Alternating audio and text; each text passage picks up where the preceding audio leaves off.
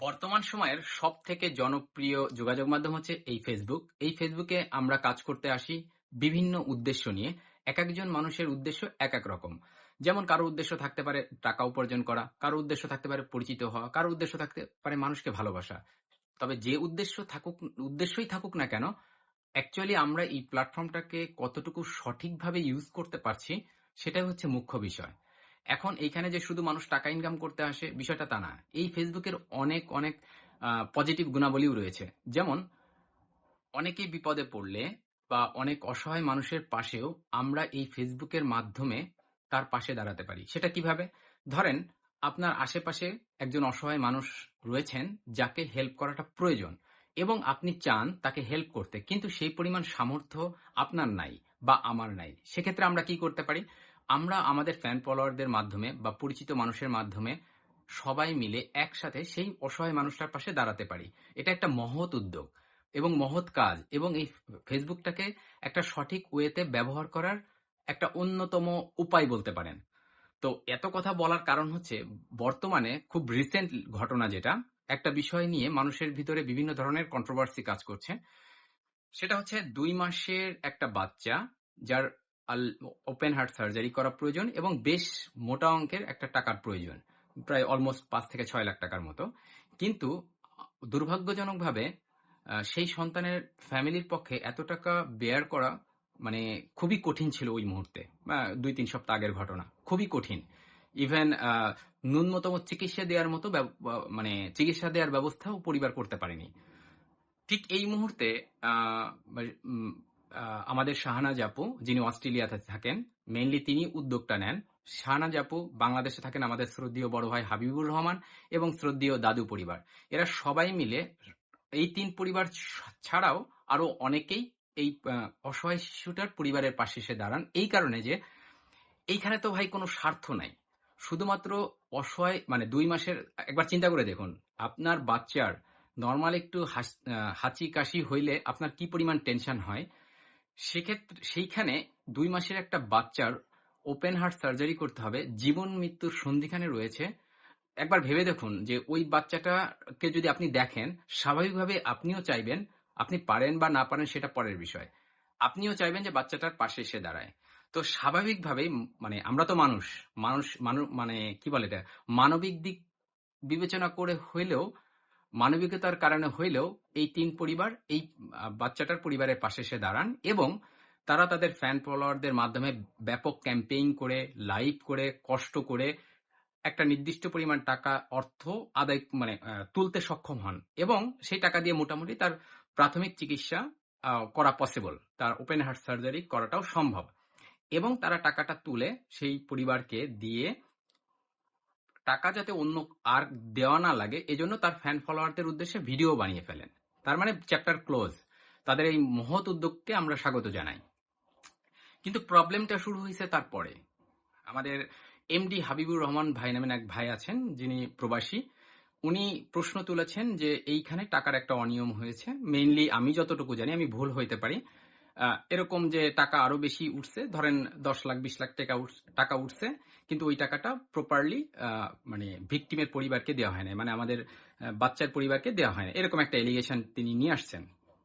এখন কথা হচ্ছে তার এই এলিগেশনটা আনার যে সে যে সোশ্যাল প্ল্যাটফর্মে এসে এই ধরনের কথা বলছেন বা হচ্ছে বিভিন্ন টাইপের ভিডিও দিচ্ছেন, স্টিল নাও তাতে কি প্রবলেমটা কোথায় হচ্ছে সেটা আগে দেখি আমরা কি ধরনের সমস্যা ক্রিয়েট হইতে পারে।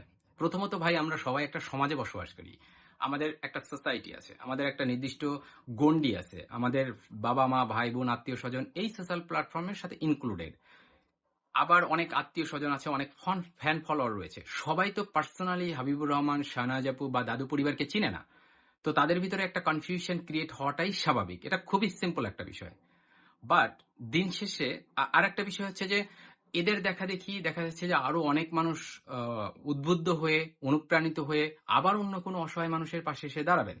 এটাই তো হয়, এটাই তো চেইন, সমাজের চেইন তো এটাই। কিন্তু আপনার এই এলিগেশনের কারণে কি প্রবলেমটা ক্রিয়েট হচ্ছে একবার ভেবে দেখুন।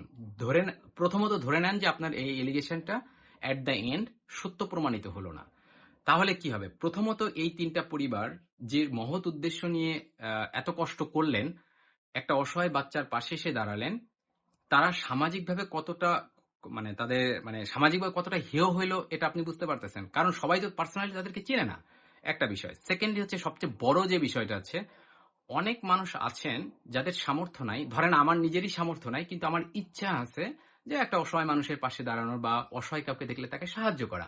তখন আমি এই প্ল্যাটফর্মটাকে ইউজ করে আমি তার পাশে দাঁড়াতে পারি, বা আমার মতো যারা অনেকেই আছেন তারাও দাঁড়াইতে পারেন। কিন্তু আপনার এই এলিগেশনের কারণে আমি এখন কি চিন্তা করতেছি, এখন আমার কাছে, মানুষের কাছে কিন্তু তার সম্মানটা সব থেকে বড় বিষয়।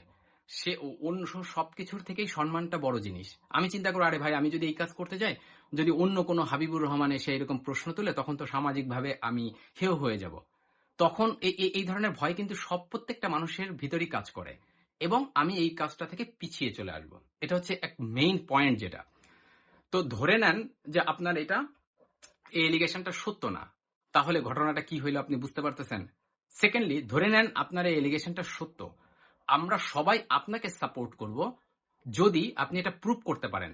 যেহেতু আপনি এখন পর্যন্ত, আমার জানা মতে আজকে পর্যন্ত আপনি এটা 100% প্রুভ করতে পারেন নাই, তাহলে আপনি কেন এই ধরনের বিভ্রান্তিকর তথ্য, অসম্মানজনক তথ্য এই সোশ্যাল প্ল্যাটফর্মে দিয়ে বেড়াচ্ছেন?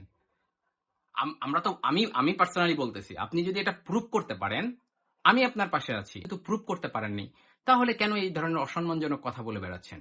আপনার এই অসম্মানজনক কথা বলার কারণে যারা মানুষের পাশে এসে দাঁড়াইতে চায়, এমন অনেক মানুষ এই সোসাইটিতে আছে, তারা পিছু হটবে যে না, এই ধরনের কন্ট্রোভার্সির ভিতরে আমরা যাব না আর কি। তো ভাই, এই কাজগুলো করেন না। এতে আপনার সম্মান যে বাড়তেছে, বিষয়টা এমন না আর কি। দিন শেষে আমরা সবাই মানুষ, দিন শেষে আমাদের একটা রেসপন্সিবিলিটি এই সোসাইটিতে আছে। জাস্ট চিন্তা করেন, মানুষকে আপনি দেখলাম একটা আপনার একটা ভয়েস শুনলাম, যে সেটা হচ্ছে ক্যামেলিয়া আপুকে আপনি যে ভাষায় তার সঙ্গে কথা বলেছেন। ভাই, মানুষের প্রতি বিন্দুমাত্র রেসপেক্ট রাখেন, একটু রেসপেক্ট তো রাখা দরকার। আপনাকে তো অসম্মান করে আপনাকে কেউ কথা বলছি না আর কি। আপনাকে রেসপেক্ট রেখেই বলতেছি, যদি আপনি প্রুভ করতে পারেন বিষয়টা, আমি আপনার পাশে দাঁড়াবো। বাট যতক্ষণ প্রুভ না করতেছেন, মানুষকে অসম্মান করেন না। মানুষকে মানুষের পাশে থাকতে দেন, দাঁড়ান না মানুষের পাশে। হয়তোবা আপনিও দাঁড়ান, আরো বেশি করে দাঁড়ান, সবাই মিলে দাঁড়ায়, তখন দেখবেন যে এই সোসাইটিটা অনেক সুন্দর হয়ে গেছে, এই প্ল্যাটফর্মটা অনেক সুন্দর হয়ে গেছে। এই ধরনের কন্ট্রোভার্সি কেন? যাই হোক, আমি হাবিবুর রহমান ভাই আপনাকে যেটা বলতে চাচ্ছিলাম, হয়তো আপনি বুঝতে পেরেছেন। আপনি প্লিজ একটু চিন্তা করেন, তারপর আপনার নেক্সট অ্যাক্টিভিটি আপনি কি করবেন সেটা আপনি বিবেচনা করেন। আর শাহনাজ আপু, হাবিবুর রহমান ভাই, দাদু পরিবার, আপনাদেরকে স্যালুট। আমরা এখন পর্যন্ত আপনার পাশে আছি। আপনাদের এই মহৎ উদ্যোগের জন্য আপনাদের প্রতি সম্মান আমাদের অনেক গুণ বেড়ে গেছে আরো। এভাবেই আমাদের উচিত মানুষের পাশে দাঁড়ানো। আপনারা যতটুকু কষ্ট করেছেন, এটা অনেক মানুষের মানে পক্ষে সম্ভব না। অনেক মানুষ এগুলো চিন্তাও করতে পারে না। আপনারা যেটা করেছেন, আপনাদের স্পেশালি আপনাদের সঙ্গে আরো অনেক মানুষের সঙ্গে জড়িত, সবাইকেই সম্মান জানাই আমরা। স্পেশালি আপনারা এই 3 পরিবার যা করেছেন, একটা 2 মাসের বাচ্চা তার জন্য যেটা করেছেন, অনেস্টলি বলতেছি যে আপনাদের প্রতি আমার মতো অনেক ইউজারদের বা আপনার পরিচিতদের সম্মান আপনাদের প্রতি আরো বহুগুণে বেড়ে গেছে। আপনারা ভবিষ্যতেও এইভাবে মানুষের পাশে দাঁড়াবেন, আমরা সবসময় আপনাদের পাশে আছি। আর সব থেকে বড় কথা হচ্ছে, দিন শেষে সত্যের জয় হয়, মানবতার জয় হয়। তো এই ফেসবুক প্ল্যাটফর্মটাকে শুধুমাত্র টাকা উপার্জনের একটা ক্ষেত্র না মনে করে, আপনাদের দেখে আমরা যেন অনুপ্রাণিত হয়ে মানুষের পাশে দাঁড়াতে পারি। সবাইকে ধন্যবাদ।